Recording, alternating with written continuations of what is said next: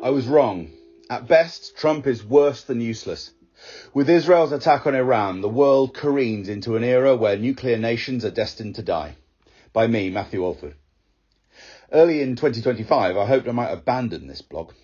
The US had imposed a ceasefire in Gaza. President Trump had bawled out President Zelensky in the White House and, incredibly, proposed we all halve military spending.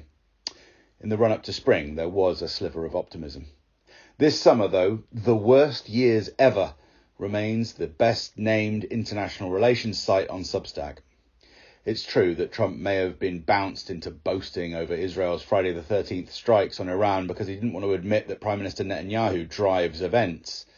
We knew everything, Trump told Reuters. In contrast, he said on Truth Social, Iranian leaders didn't know what was about to happen. They're all dead now and it'll only get worse.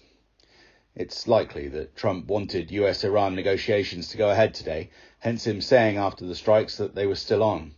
But he was powerless to stop his Israeli counterpart from lighting the touch paper. Trump says he wants Israel to stop bombing, but I think it's far too little, far too late. At least some US logistics were surely needed to facilitate Israel's attack, which entailed the use of 200 jets, but it could well be that Trump himself was sidelined from the operation. Either way, Trump has utterly failed as the much-touted peace president, and in his attempt to save face this weekend, he has done more damage. No one will engage in diplomacy with the US anymore because, at best, it seems to celebrate its deceit and helps its side to murder the other's negotiators. Netanyahu has promised to hit every target of the Ayatollah. Most analysts thought Israel's October 2023 assault on Gaza would last a few weeks, but it's persisted 2 years.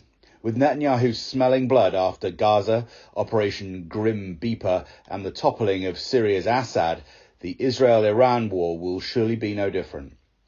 In response, Iran will surely now decide to build a nuclear weapon. They might even try to use it. Either way, I'd bet one or both belligerents will wind up eradicated, just like Gaza. Tucker Carlson, long scorned as a dog-whistling right-wing blockhead, puts it perfectly.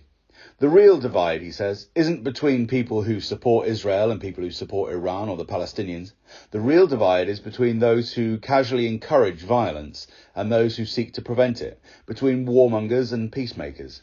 Who are the warmongers? Sean Hannity, Mark Levin, Rupert Murdoch, Ike Perlmutter and Miriam Adelson. At some point, they will all have to answer for this. Maybe Tucker has mellowed in middle age. Maybe he was always just smeared by liberal lunatics. Maybe a bit of both. Meanwhile, the situation in both Gaza and Ukraine continues to worsen. The retired